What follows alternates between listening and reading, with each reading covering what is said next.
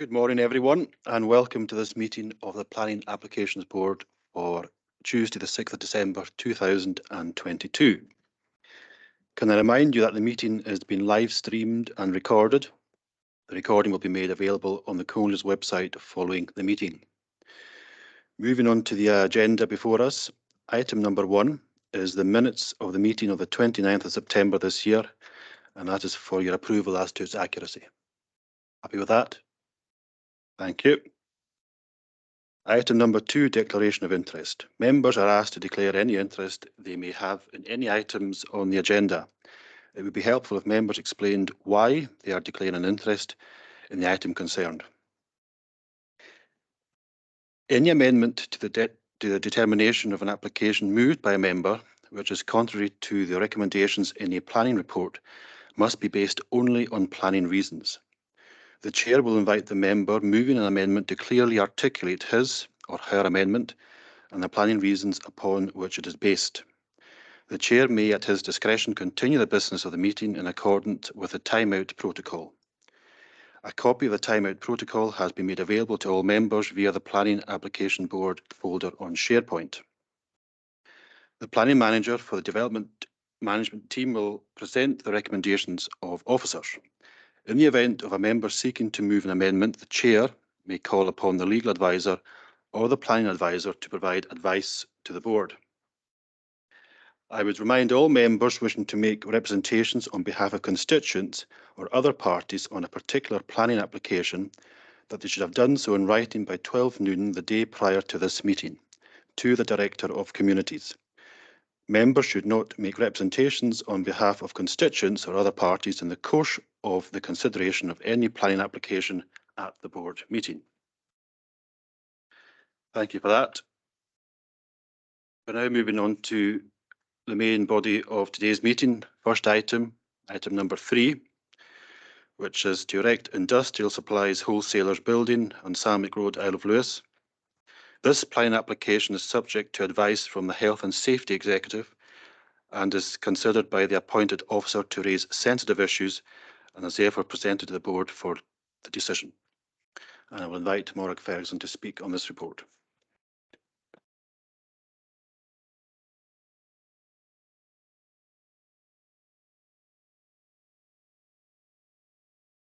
Good morning. Thank you, Chair. This is a planning application to erect an industrial supply wholesalers building and to partially demolish the existing former mill building for the purpose of retaining an outdoor covered storage area. The application relates to a site, what's termed the former Starren Workshop at the Old Mill, Sandwick Road, Stornoway.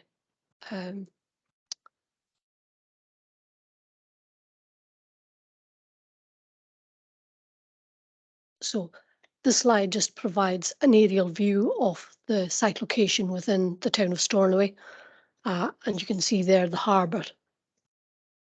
The site itself is indicated by the yellow arrow, and you can see just south of that the Newton industrial area.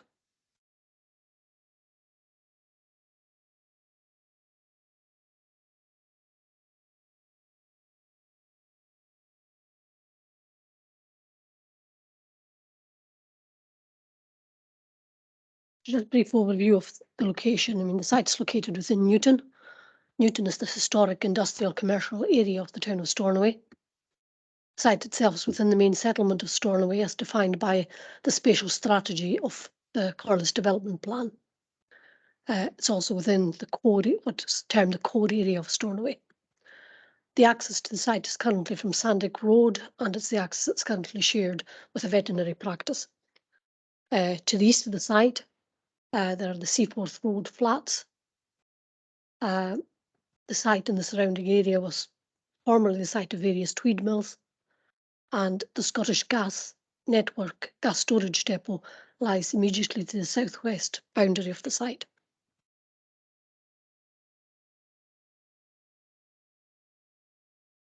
So I'll just slide on for a second. You can see outlined in red there is the application site. To the north is Sandwick Road, the road that leaves town to go out to the airport. And to the east, you can see the Seaforth Road. These were flats that were built probably in the late 40s, early 50s. Some other mill buildings to the south, and the gas plant. You can see the gasometer, the round tank there that's just on that shares a boundary, and the vet practice to the north at Sandwick Road. Just a little bit about the development site itself. The site has an area of just over 0.7 of a hectare. The nearest residential property to it is the Seaforth Road Flats. The site itself is pretty flat. It's like a small bund of overburden and other material lying to the south of the site. The site still has the former Starin Mill, the mill building. It's an old four-bayed industrial building, and the previous planning use was as an MOT and some garage operations. There's an existing associated parking area, area for serviced yard. So there's a spoil heap on the southern corner, and it shares boundary with the Scottish Gas Networks gas storage plant. That storage plant is, because of the material it stores, gas, is classed as by the Health and Safety Executive as a major hazard site and holds a hazardous substances consent for that purpose. Just another slide again, the application site shown in red and the full extent of the gas plant bounded in blue, again with an access going on to Sandwick Road.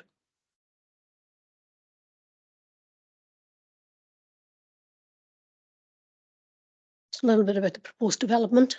The intention set out in the planning application was to erect a new industrial supplies wholesalers building and to partially demolish part of the existing former Starin building, but to retain the roof and structure in order to provide outdoor but covered storage.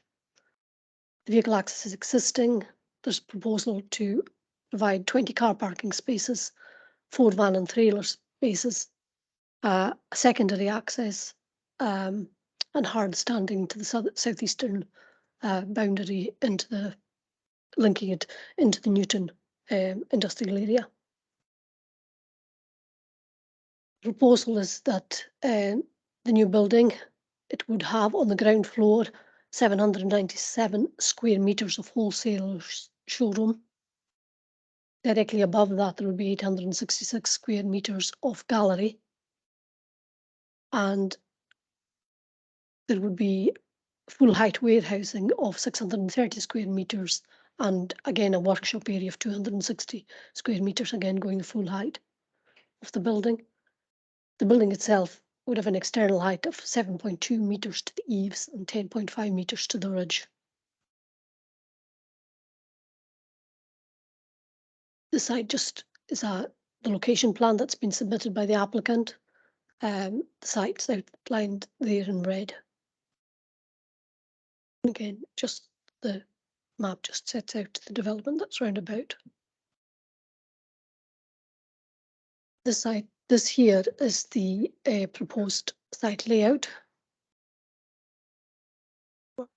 So this area here is the proposed new building that I just talked about. And the former mill building would be retained as covered storage, and there would be parking here.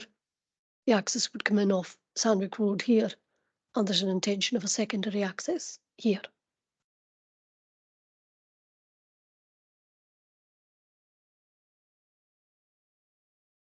So this is just a shot of the proposed building elevations, again as submitted with the application. So to the top left there is the proposed new building, 7.2 meters to the wall head and 10 meters to the apex of the roof. And you can see the lower portals, the existing portals that will be retained and at the bottom just a gable end shot of the same. This is the ground floor plan. The area in the top right hand corner would be a single story effectively, and that area of 797 will be allocated as the kind of showroom sales area. Then to the left, bottom left, is the warehousing, which would be full height. So it would run across the 2 stories. And then bottom right is the workshop area. Again, would be full height. And then this slide just shows the first floor. So there would be a gallery floor just above the showroom area only. That gallery would be 866 square meters. And these are just a couple of views. You can see the building is just beyond the gas plant. You can see the gasometer there in the foreground. And then these are just some shots of the actual, entrance into the area. So that's the access into the site. And again, just looking along the north boundary of the site. Okay, the key planning issues, just in summary with this application, these are all set out in your report. I mean, obviously this would be a new development. It would contribute to the regeneration of a redundant brownfield site. Post use in terms of the application would be wholesalers, but the wholesaling area falls within the planning definition of retailing, or the use class of retailing. The actual site in its entirety falls within the inner consultation zone for a major hazard site. The planning authority have a statutory duty to consult the health and safety executive in relation to developments within an inner consultation zone. The health and safety consultation advises against the grant of planning permission for that particular configuration of development, its use, and the various split of the areas, including the use of the outdoor areas. The other issue that requires to be taken into account as a material consideration would be that the grant of planning permission here has potential to set a precedent, and there are other developments in the immediate area that are subject to the same planning restrictions. It's important that the Corla has a consistency of approach to its policy. And while the health and safety executive provide advice on a case-by-case basis, it is the duty of the planning authority to take into account the cumulative impact of its decisions. And what that really means is that the requirement is to consider what the risk is to the public by granting a particular use within a consultation zone for a major hazard site. And there comes a point where if you continually increase the level of development, there could be a tipping point where the number of people exposed to risk exceeds that which is reasonable.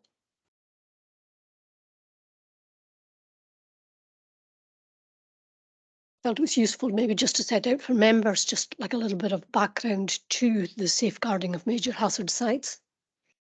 And I'll just let members read the slide there.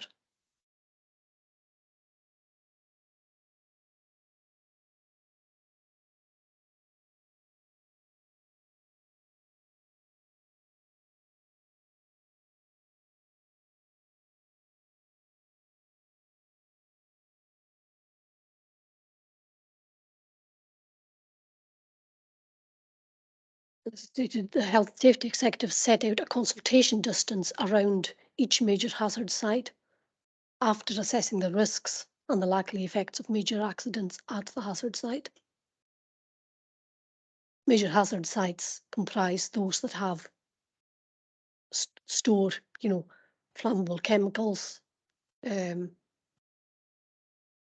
fuels, and also includes pipelines. The consultation distances are set by the Health and Safety Executive. They're based on their knowledge accumulated over years in studying accidents, not just in this country, but internationally. And the consultation distance are usually set out in 3 zones. The CARL, the planning authority, is notified of the consultation distances, and we have a statutory duty to consult the Health and Safety Executive on any developments proposed within it.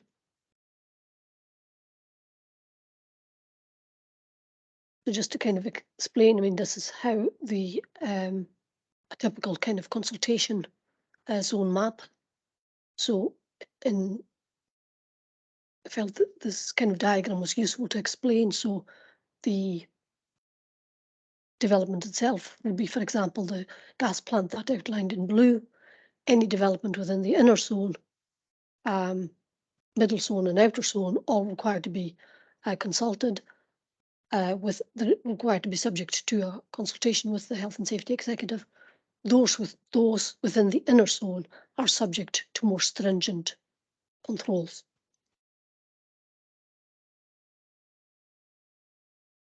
So again, I'll just let members read that slide.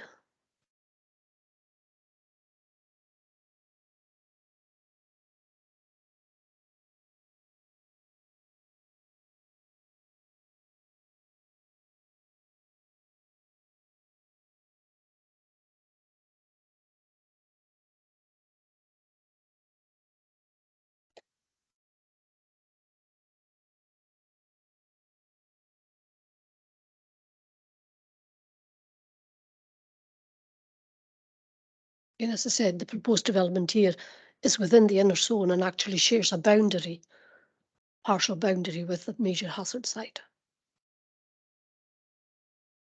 And I'll just take you back to the slide again. If I may now, I'll just maybe take members to the report. The report was uploaded to SharePoint and would be available for members to read in advance of the meeting.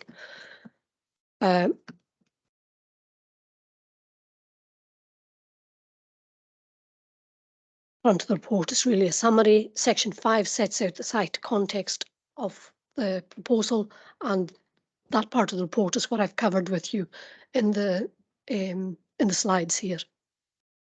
Section 6 of your report sets out the legislative context to planning decisions. The Town and Country Planning Scotland Act is the principal legislation, and Section 25 and 37 of the Act requires that planning decisions are made in accordance with the development plan unless there are material considerations that indicate that a decision should be taken otherwise. Section 7 of your report sets out the planning history, and the site was granted planning permission in 2011 for a general purpose workshop for the maintenance of vehicles and to carry out MOTs. Section 8 of the report sets out the consultation advice, and at the top of that list of consultation advice is the advice of the Health and Safety Executive. Section 9 of the report sets out the necessary public participation in planning, how the application was advertised, the notices that were, neighbour notifications that were issued, and also just covers that the applicant submitted various supporting statements and documents, which we've included at Appendix 4 to the report.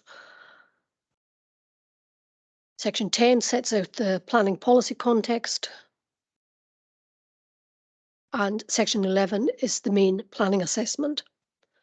So the planning assessment, Section 11, it covers first of all the assessment of the development against the development strategy for Stornoway core area.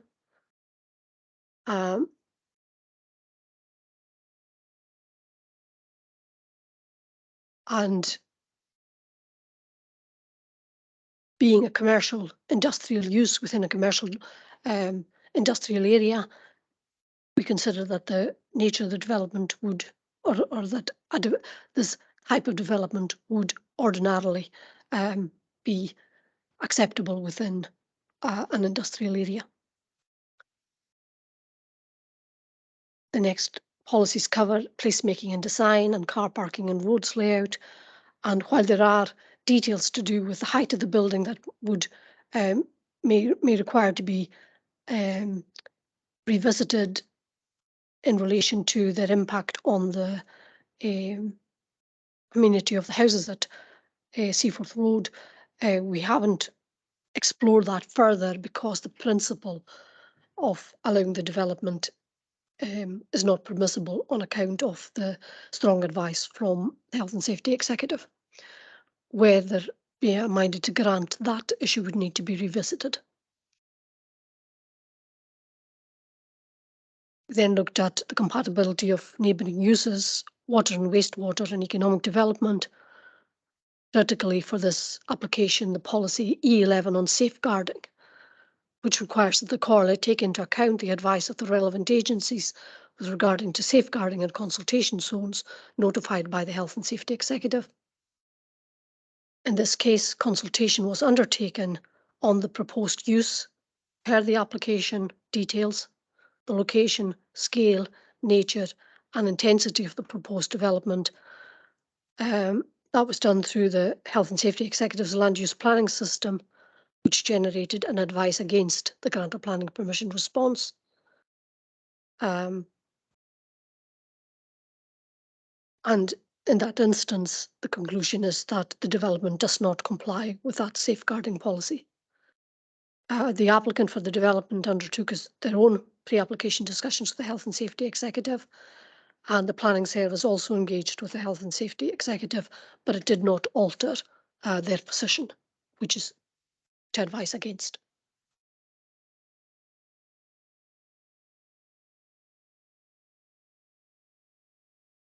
Material planning considerations were considered: National Planning Framework 3, Scottish Planning Policy, the Scottish Government's Planning Circular 3 of 2015, which sets out the planning control for hazardous substances consent at Annex F. It's a material consideration that has to be taken into account. It sets out pretty much what's in our policy, that the Health and Safety Executive provide planning authority with advice on the nature and severity of risks presented by major hazards to people in the surrounding area. The intention of that is that risks can be given due weight and balanced against other relevant planning considerations by planning authorities in making their planning decision. It also states that the circular provides that, in view of their acknowledged expertise in assessing the risks presented by the use of hazardous substances, any advice from the Health and Safety Executive or the Office of Nuclear Regulation, SEPA, that planning permission should be refused for a development at or near a hazardous substances installation should not be overridden without the most careful consideration. Also set out the material consideration that I've mentioned before on cumulative impact and also on the use class. Post wholesaling element is a retail use class in terms of planning use classes. And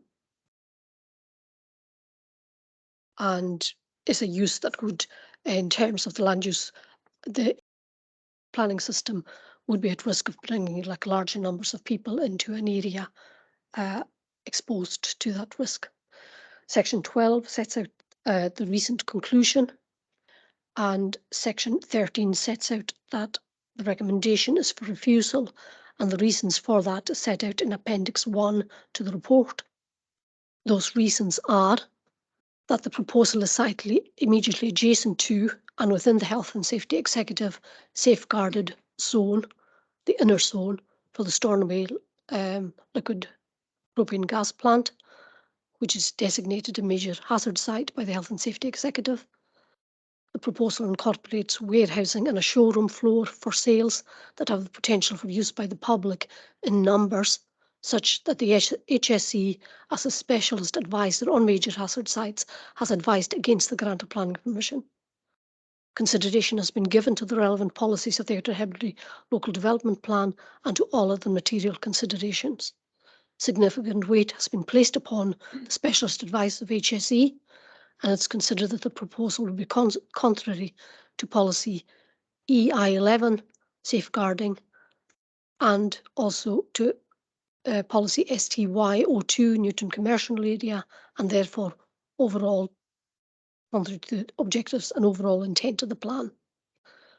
Secondly, the proposal, if consented, has the potential to introduce an undesirable precedent and result in the proliferation of similar development types within the HSE safeguarded area for the Stornoway LPG plant, and could in turn contribute to a cumulative increase in the number of persons at risk should an incident occur. Thank you, Chair. I'm happy to take any questions. Thank you, Morag, for that very detailed and thorough report. I'd now like to open this out to the floor to members of the Planning Board and to remind members that any questions have to pertain to relevant planning points. Councillor Macaulay. Thank you, Chair. Thank you, Morag, for that. Like Ranald just said, very comprehensive report. A couple of questions. Am I right in saying that there was two things I was wanting to ask, actually. Am I right in saying this proposed development in itself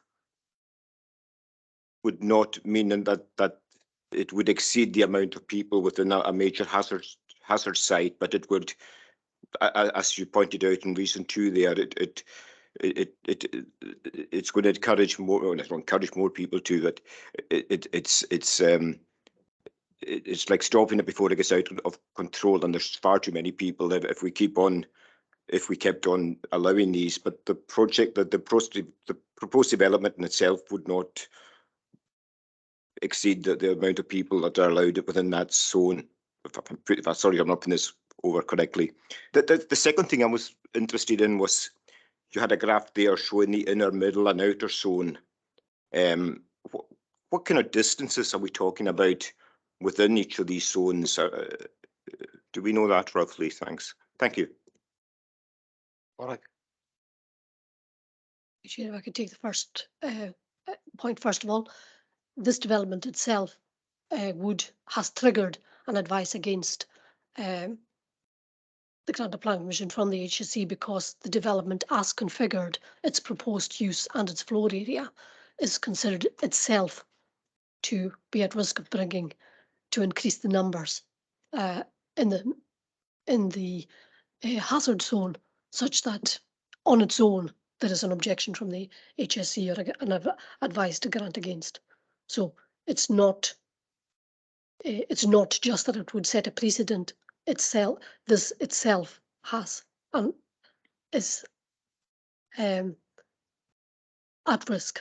The proposed floor area for wholesaling is of a scale that it triggers an advice against a response from HSE. The second point is that there are other developments in this inner zone that have similar planning restrictions upon them. So the use classes are restricted to uses that would preclude class 1 retail, because retail is considered a use that brings public into an area of risk. So that would be, to consent this would be to be taking a different view to what has been taken in relation to other similar developments within that area. Second thing is the actual consultation zone. I don't have the actual distance and measurement, but for this, the inner zone covers like a fair part of the industrial area of Newton, and in this case, the site actually shares a boundary with the major hazard site, so it's actually at the centre of the inner zone. Thank you, Morag. Another question, Ian? Happy with that? Thank you. Councillor Finnegan. Thanks, Chair. It's just to ask Morag, how much would it have to be reduced, the sales area? Does anybody have any idea how much it would have to be reduced to make it permissible? to get an answer on that, you would actually need to have a proposal that runs through, Yeah. that you would run Run. back through HSE. But there is precedent for for some, for an element of retail. So you do have other uses that has like a trade counter and a small area to which, the public. So it's not to say that you can't have We can't, any, no. but the scale of this one is Scale, such that it's yeah. beyond the limit that the HSE would find acceptable. And is there nothing else that can be done in terms of that would change, if the layout was done set up differently, or there's nothing that can be done differently, either no protection, if they made protection or something? No, nothing that can be done in that respect. No, that's been explored. Yeah.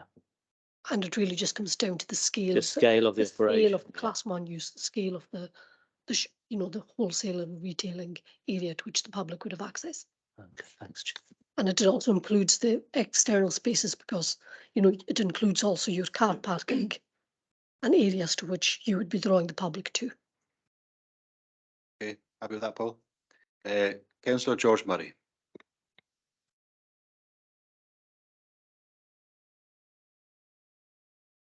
Thank you, Chair. Thank you. There's been a lot of money spent on the site at the other side of the gas plant. Is that going to severely restrict its usage also in terms of what it can be marketed for? Given that the Health and Safety Executive may have a view on that.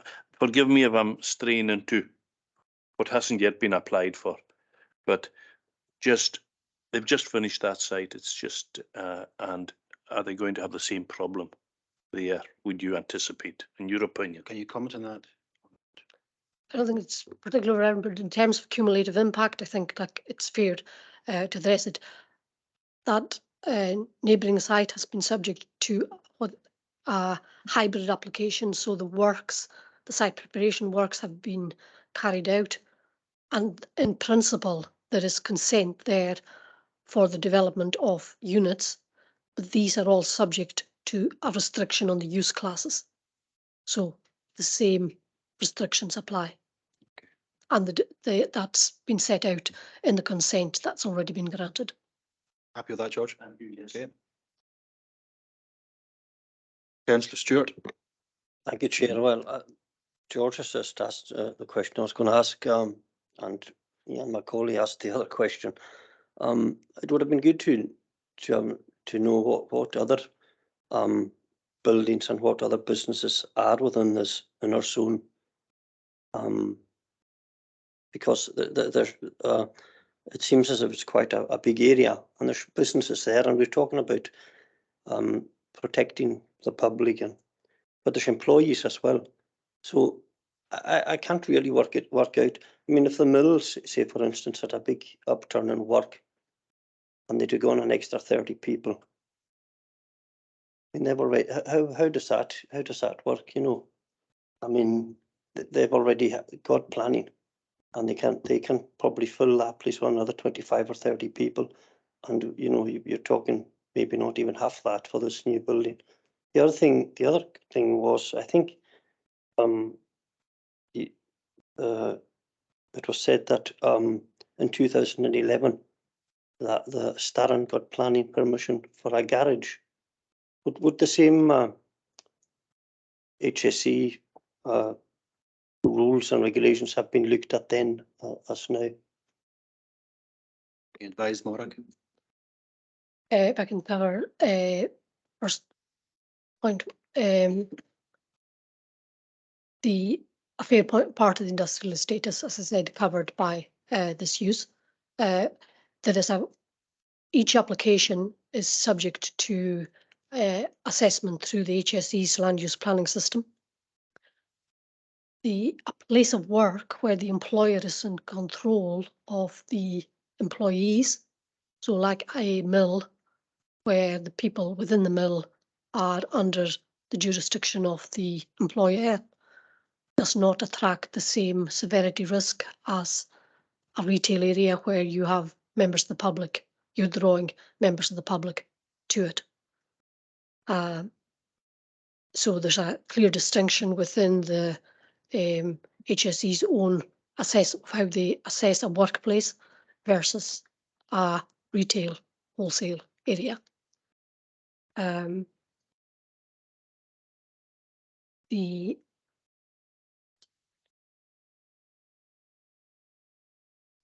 Starin building was subject to the same level assessment in 2011, again through HSE.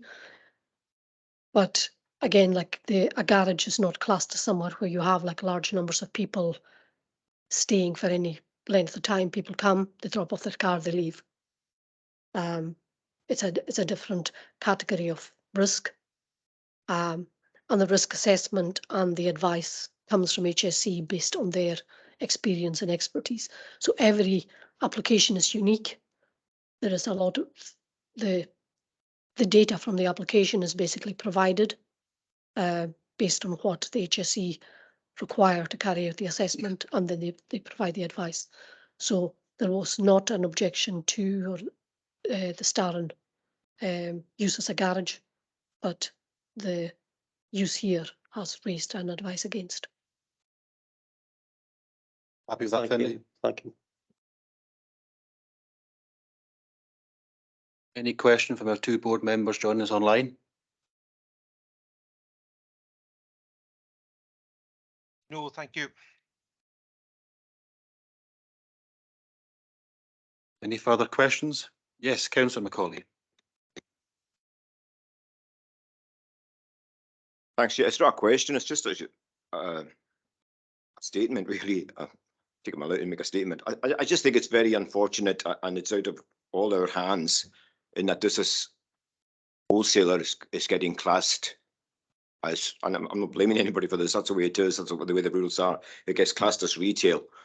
It's just an unfortunate thing. It's not like there's going to be families going through there that there isn't a co-op with shopping baskets and 2 or 3 people, and you know, it is a wholesaler, and that's just the way it is. And I just think, you know, it's a bit unfortunate that that's the only classification we can give this proposed development.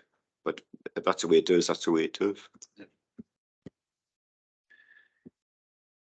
Any other comments or questions? The recommendation before you at item 3.1 of the report is that planning be refused for the reasons set out in Appendix 1 to this report. Are we content with that? Okay. That's the finding of the meeting on that item. Thank you for your contributions.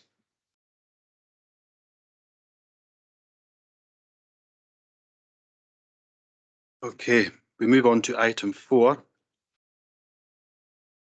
The agenda. The erection of a distillery in Yolgari, Isle of Barra.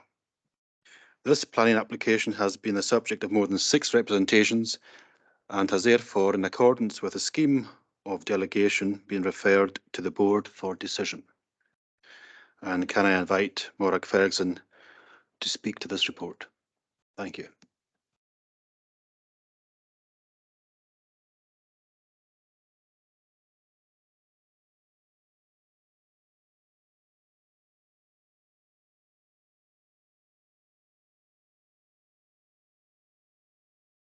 Okay, thank you.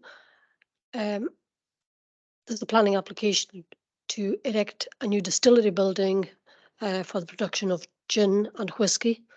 The application will include a distillery hall, service plant, service yard, office accommodation, cafe, restaurant, shop and tasting room. There's also associated access roads, landscaping, parking and other required infrastructure. It is at Ollagary on the Isle of Barra.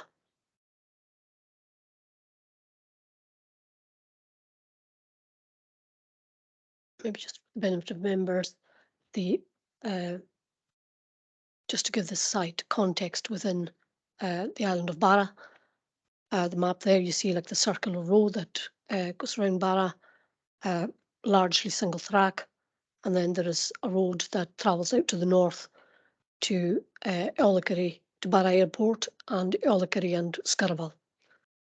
The Thrive Over Beach Landing Strip, Barra Airport, is the area that you see in yellow just in the centre of the slide there.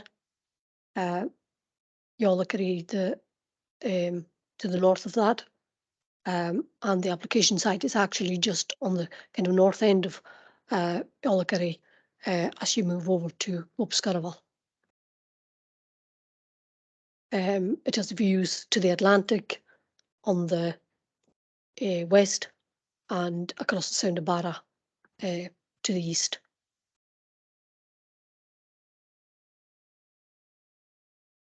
It's just a slide that just gives slightly better context. So the road there, you can see in this slide on the left, is the kind of road through Ullacarry, single track. And then the road as it heads out to the north is the road towards Scurrival. And then just like an aerial image that gives you a sense of this part of Barra, it's crofting, largely Mahar area with some raised rocky outcrops and beaches, beaches all around. Just like a little summary on the context itself. It's a rural settlement. It's primarily crofting area, and the crofts are linear and they run all the way to the shore. It attracts a lot of interest from tourism, spectacular beaches. It's characterised by croft houses, agricultural sheds. There are 2 seasonal campsites on Scurrival using the same road. Also the access to the community turbine. Within Ullacarry itself, there's some social housing. And then the intertidal area, there's some oyster farming, and also it's well known for its harvesting of natural cockle beds.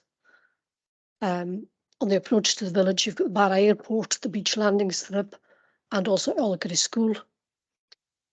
The landscape character in the area is Mahar. The Mahar area here is designated a special protection area as habitat for corncrake. It's one of 4 areas in the Outer Hebrides that's designated for that species. It's also a special, the area around, not the site itself, but the area around here is also a site of special scientific interest and is host to a lot of other biodiversity species, including some that are at risk, including the great yellow bumblebee, short-necked beetle, and particular moths. These are all species that are protected, and the Corless Planning Authority, or the Corla as an authority, has a duty to have regard to the protection and enhancement of biodiversity. The site itself is accessed by a single track road with passing places, and to the south of the site, on the hill, there is a scheduled monument called Dún Scurrival.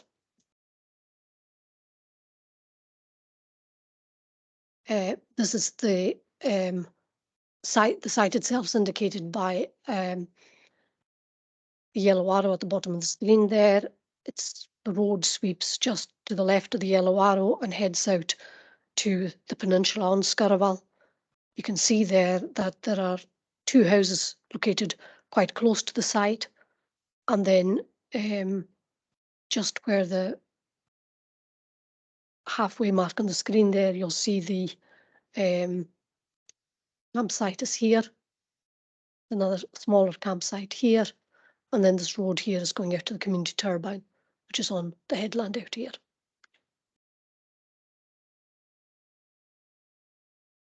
And then this is just, again, showing the site in the context, again shown by the yellow arrow, and just showing in the context of the crofts in Scurrival, in Ullacarry, and you can see like the crofts are linear, running down to the shore.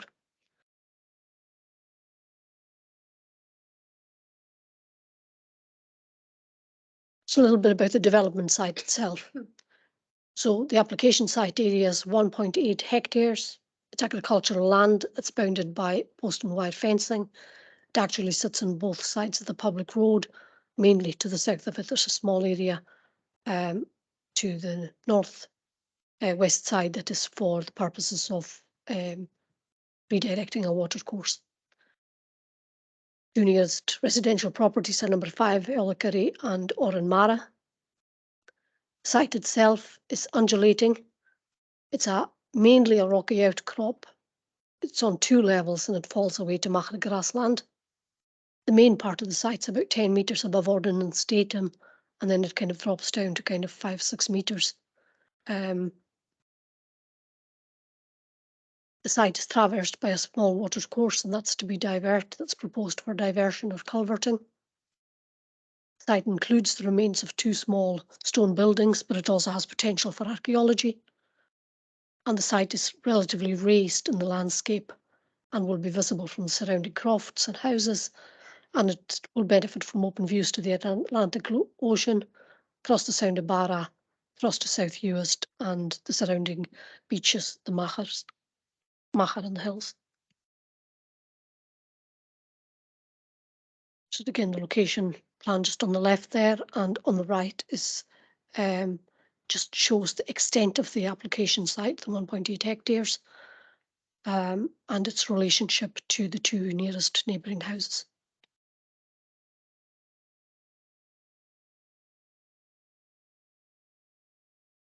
So a little about the actual proposed development itself.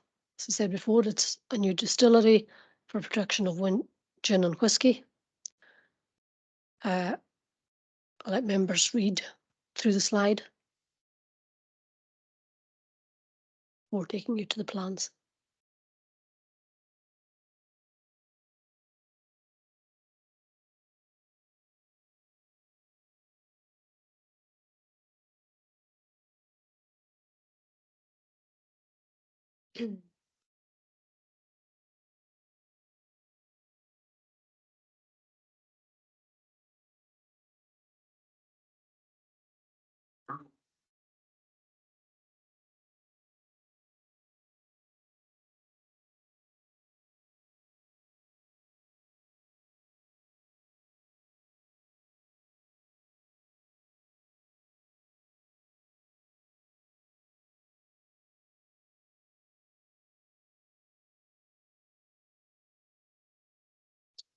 If I move on to the next slide, which just provides the site layout. So this slide, if you like, is at the top level at the 10 metres Ordnance Survey. So the road coming from Eolacary into Scaraval is quite straight at this point, and the site would be accessed here. There would be a bank of car parking here, slightly longer spaces here for camper vans, and disabled parking here. The main entrance to the site would be here. It's a glass link here. The cafe shop visitor centre on this side, and the gin hall and whisky production hall would be in this area here. There's a level below here because there's a change in level across the site here. So the service yard here comes in at the road, drops down from this point, so you're kind of going down an incline. So this access coming in is at a lower level. There is a part of the building that is projecting out here, and it's under the car park and goes out to here. And there's a lower level access here, and parking for larger vehicles like larger motorhomes, and also for box van and staff parking on the lower level.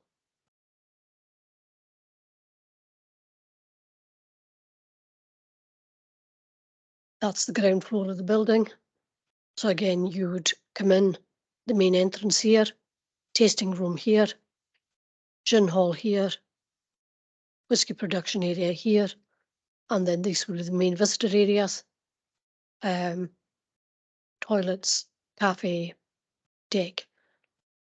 The road has sweeps around the back here.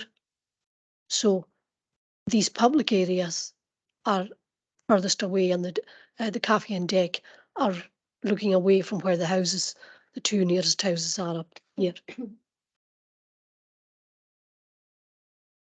These are just some kind of 3Ds that just give a sense of how the building's arranged. So again, you can see here, coming in from the car park to the main entrance, gin hall. Below the whiskey distillery hall, there would be storage area accessed via the yard that's at a lower level. Visitor centre and cafe with a raised deck area.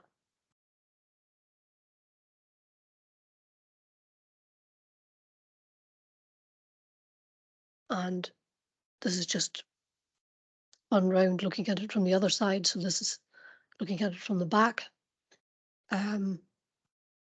So public road sweeps round this time to the north. It's the road that ups down. There will be an access into the service yard, which is at lower level, and the car park. Some of the car parking is above this plant and storage area.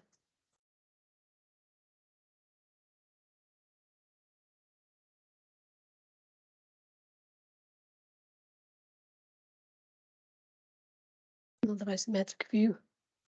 You see car parking here, here, and here. Lower service yard. This part of the building accessed from below. Main entrance here. Cafe and deck area here.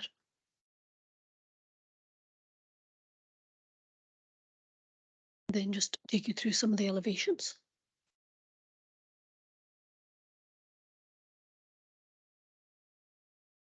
And these elevations just provide some detail on the intended materials. So fibre cement walling and rain screen cladding, sinusoidal cladding on the walls and the roof, small areas of sedum roofing, and some large areas of glass. And then these are the north elevations. So a building of some scale, but using the site topography to best advantage to try and reduce the mass of the building.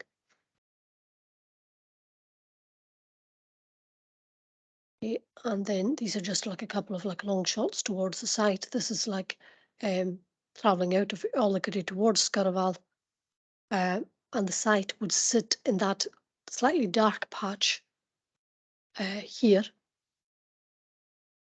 So it would be kind of raised up here, and you can see the nearest houses just here.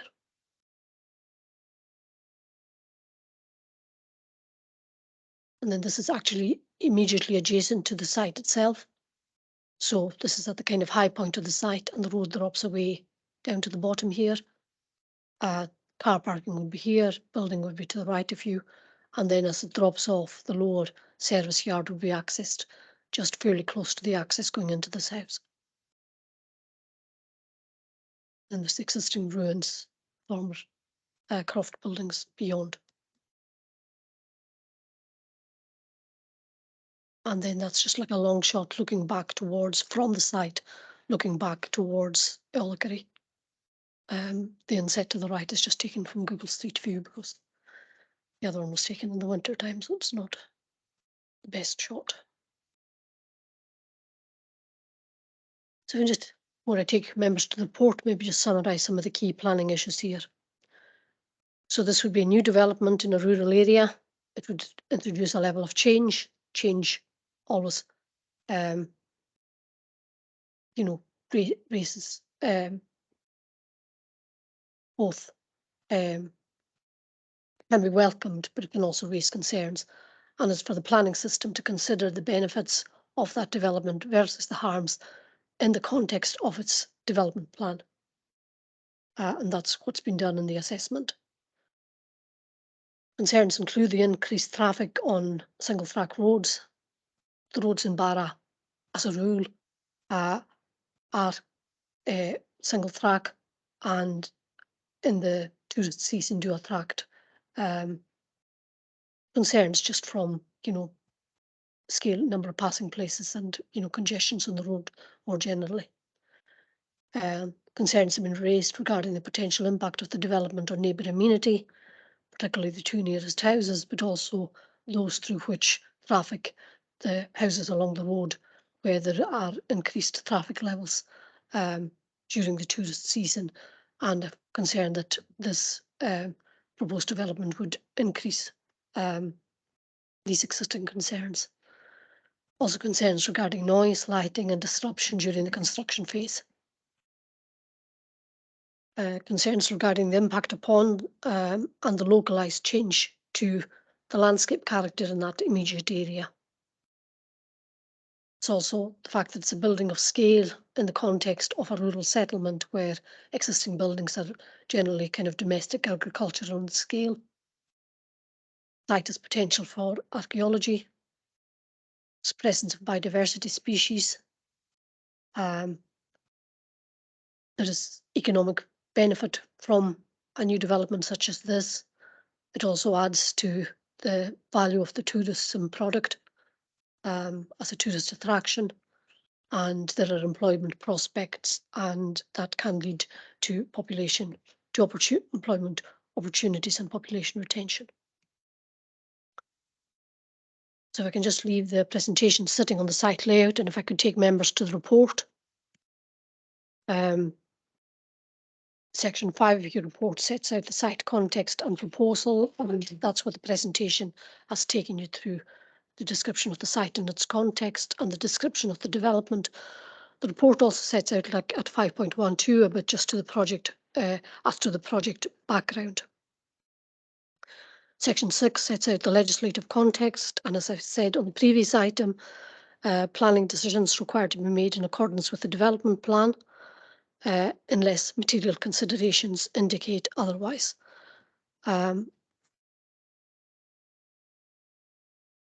Section 7 confirms that there is no planning history on this site. It's hitherto been an agricultural, been part of a croft used for crofting.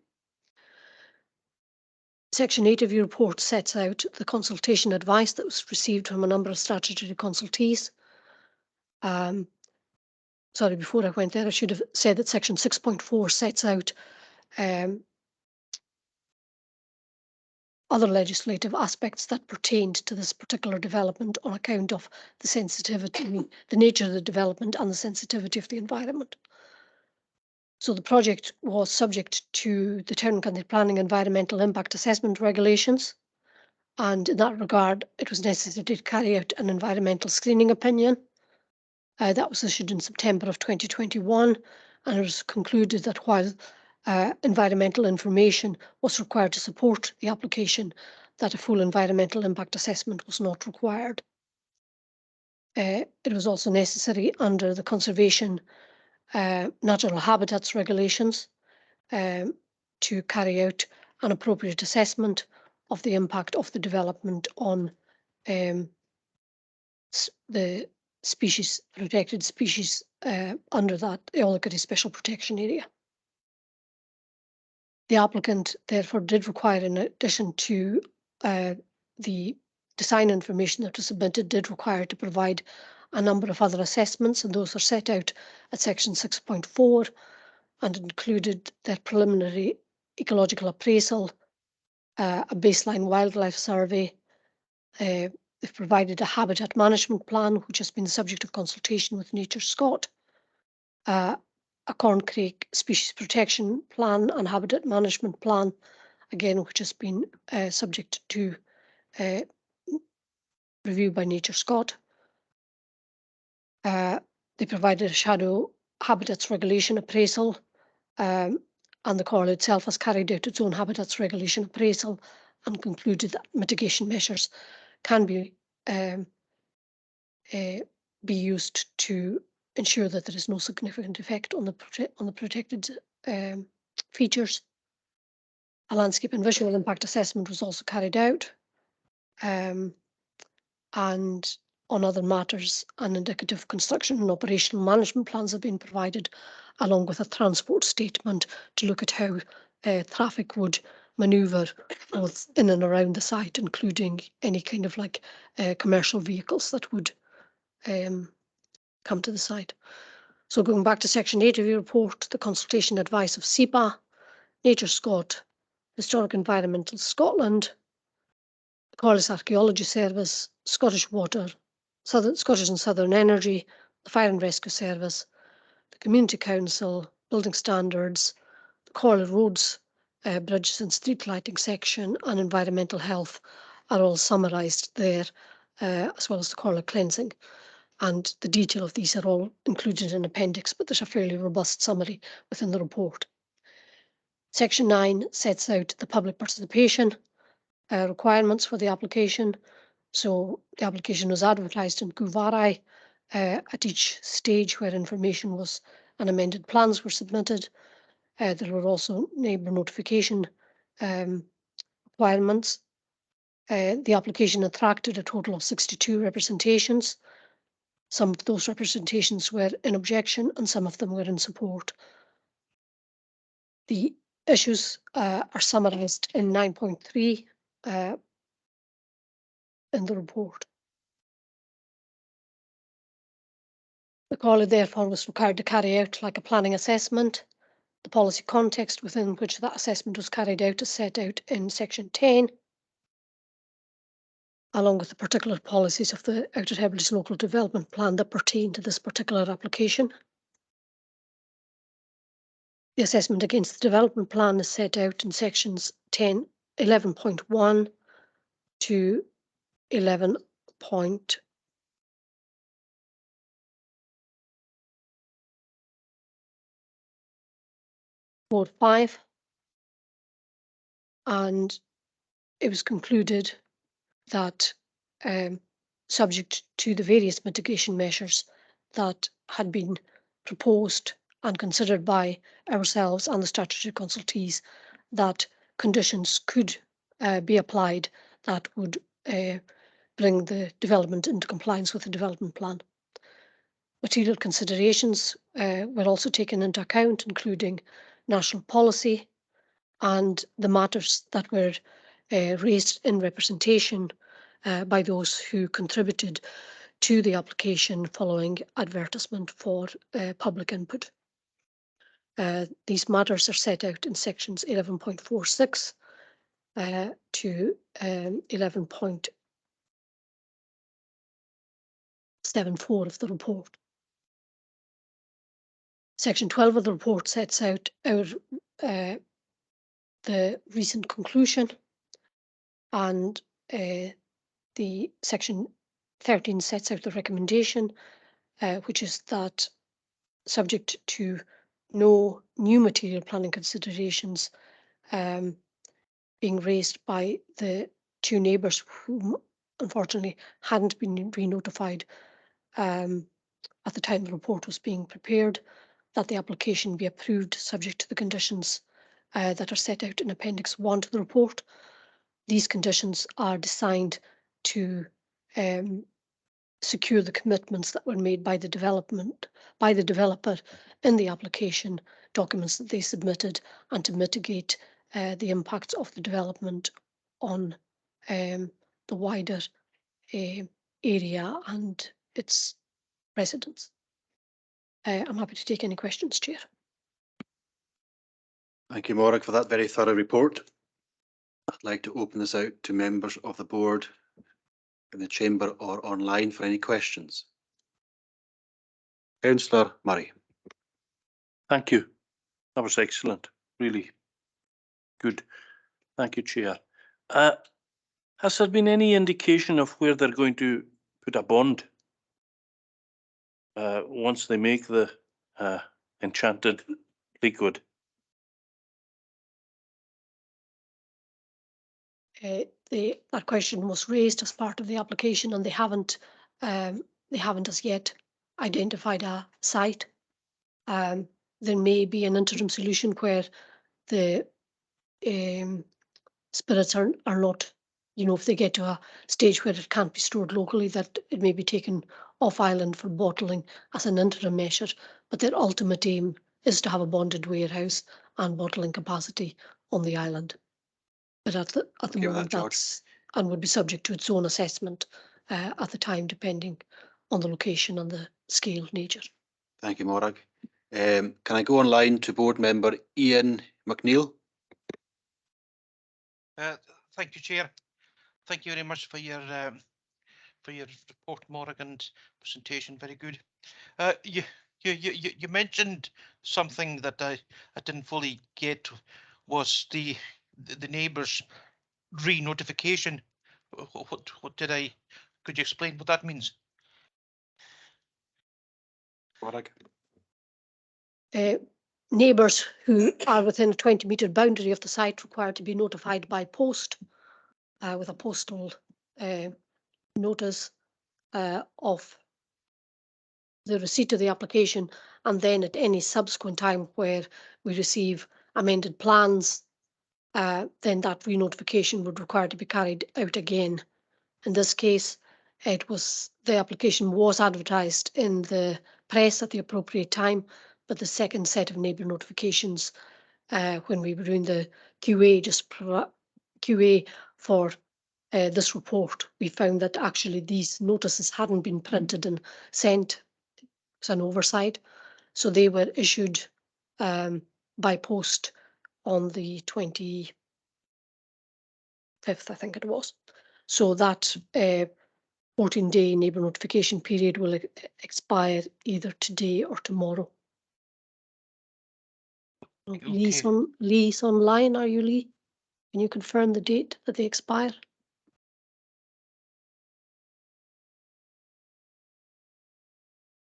It's definitely Hi, the Morag. I think yeah, the date that they were sent out I think was the 22nd, I think. And I think the idea was that it would be today that they would have expired. yeah. So And have we heard anything back, or are we expecting to hear anything back, or could this could it impact the application in any way on any decision that was made today? Would there be grounds for an appeal, for example? Or? the neighbours were actually aware. They had picked up the press advert, so they had already Okay. been in contact, so we were aware that they knew that the plans had amended. Okay. But it's Right, a I understand, procedure. yeah. It's a procedural yeah. matter that we still Yeah. required to post the notice regardless. So we were able to confirm that their representations stood and would be assessed. But procedurally, we required to post those notices, given that they hadn't been posted, in order to avoid any kind of procedural impropriety. Thank Happy you with very that, much, Tom. Tam? Yeah, Yeah. very much so, yeah. Thank you. Any other questions? Vice Chair? Thank you, Chair. Excellent report. A lot of work has gone into this. Thank you. Given that all the material planning considerations has been addressed, I find that I'm happy to approve this application, actually, subject to the obvious the conditions in Appendix 1 of the report. Are members in agreement? Yes. Thank you. So the finding of the meeting is we agree the recommendations set out at 3.1 of this report. And thank you all for your contributions. Moving on to item number 5. This is an application to erect 2 houses at 461B Loch Boysdale, Isle of South Uist. This planning application has been a subject of more than 6 representations and has therefore, in accordance with the scheme of delegation, been referred to the board for decision. And can I invite Morag Ferguson to speak to this report, please?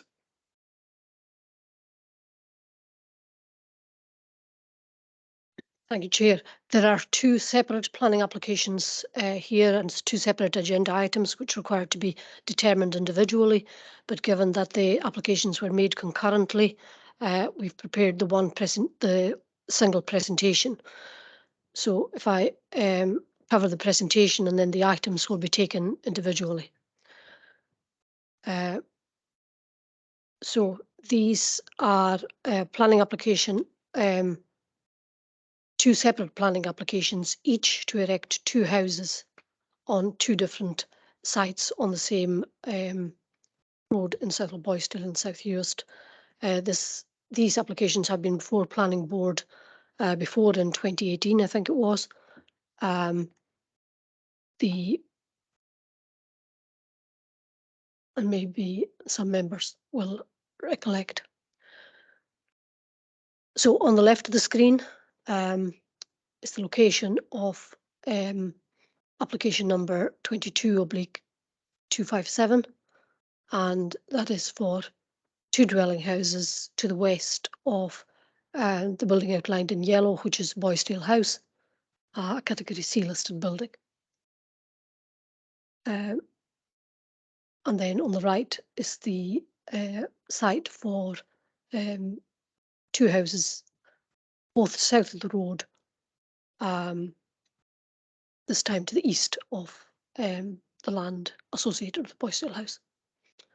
And then just like at the bottom there, just like a view of the village itself is fairly linear. There's a spur goes off to the north just before you reach the first site. And then further out, there's a spur of the village that goes off to the south. Topography in this area is very variable. The road coming down towards Boysdale House drops as it passes the 2 house plots to the corner where there's an old stable building, the ruins of a stable building. It's then fairly level as it passes Boysdale House and then starts to rise again.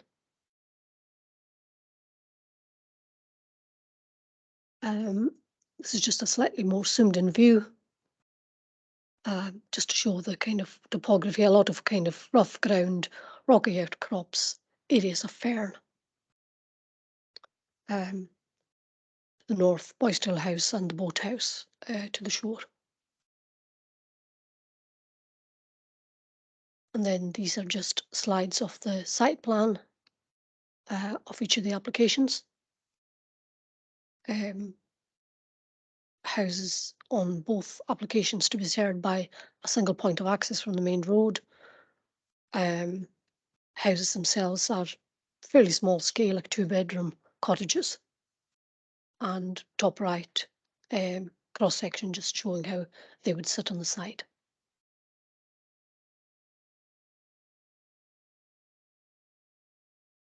So on the left hand side, these are the 2 cottages that are proposed for application 257. And on the right, the 2 cottages for application 258. So very slight differences in style, but similar scale and massing and materials. And then these are just like a couple of photographs. So this is approaching from the west, road dropping down. First application site is on the south side of the road on a kind of plateau there. And then the second one would be beyond, just as the road starts to rise up as you move away. Heading east.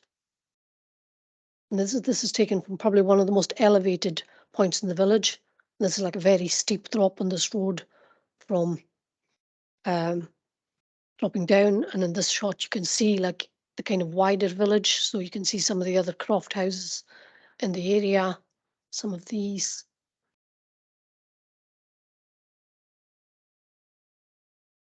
So these houses go out. This is currently the nearest house.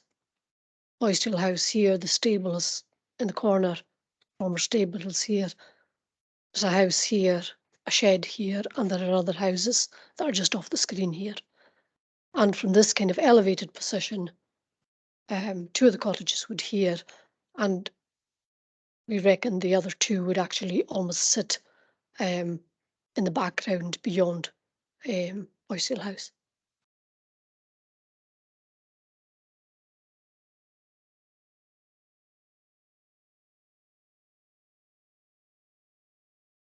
I just take you back to that, and if I can just take members to the first report, which is 257.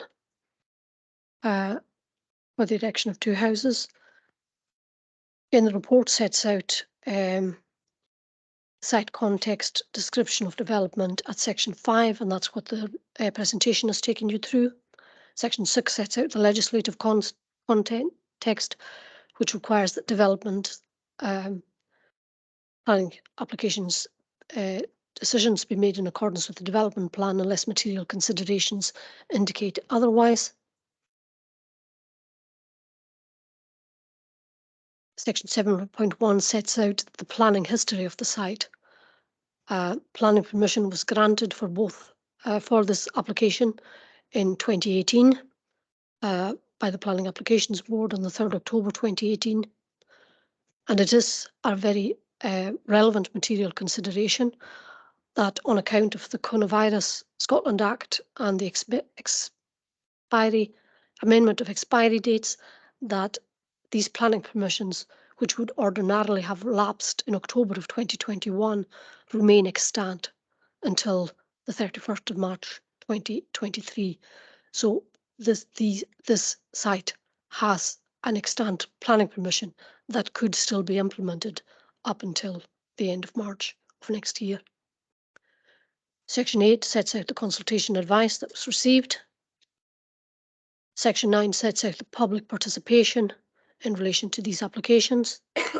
In this case, 7 representations were received, all in objection.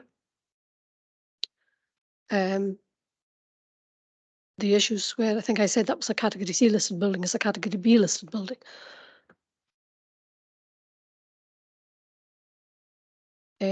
So the issues are summarised there: adverse impact on the setting of the listed building, harm to the settlement character of the area, potential for increase in traffic on the township road, noise and light pollution concerns,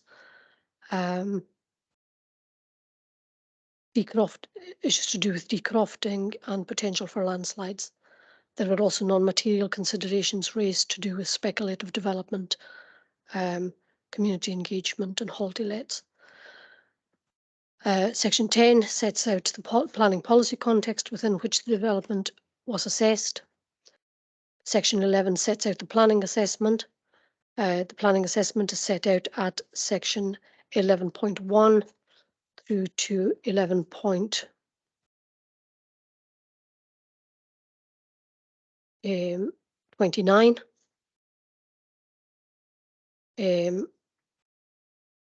Material considerations, 11.28, and then material considerations are considered at 11.29 through to 11.48.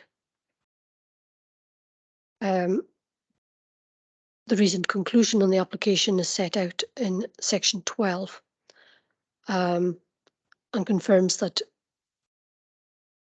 the assessment has been carried out in accordance with provisions of the development plan and all material considerations. It's acknowledged that physical change introduced in the vicinity of the category B listed Boysdale House would have some impact on the setting of the listed building, but it's considered that it would not be significantly harmful to such a degree that it would warrant refusal of the application on that basis. Consideration has been given to all other matters, including the weight given to the planning history, that there is extant planning permission in place for the development already. And the recommendation is therefore that the application be approved subject to the conditions set out in Appendix 1 to the report. Happy to take any questions, Chair. Thank you, Morag, for that report. Any members of the board have any questions? No. Councillor McNeill online. Thank you again, Chair. Just a quick question for interested in Morag. Do we know if this development is for personal housing, or is it for sale, or is it for holiday let? Well, what do you know what the intended future use of the house is to be? Morag. The planning application is for the erection of 2 houses. There is no distinction between a house that is, used in a rural community, whether it's for residential, social, letting. There's no distinction. It's assessed purely as an application for 2 houses. Okay, thank you. Thank you, Tam. Any other questions from members? No. Yep, I'd be happy to agree with the recommendations set out at 3.1 of the report for planning to be approved. Yep, thank you. Now moving on to item number 6. This planning application has been the subject of more than 6 representations and is therefore in accordance with the scheme of delegation being referred to the board for decision. And this is for the erection of 2 houses at 461D South Loch Boysdale, Isle of South Uist. We've just gone through the report. I'll ask Morg if she has any further to add. This report mirrors fairly closely the previous report, so I won't take members through this report again. As I said, the presentation covered for both reports, but I'm happy to take any questions. Do members have any questions? Tam, is that a legacy hand online? Yes, I apologise. I'll take it down just now. Sorry. Not at all. I'll be happy to agree with the recommendations set out at 3.1 of that report. Yes. Yep. Well, thank you all for your attendance, and that therefore concludes today's meeting. Can I wish you all a very Merry Christmas and all the best for 2023. Thank you.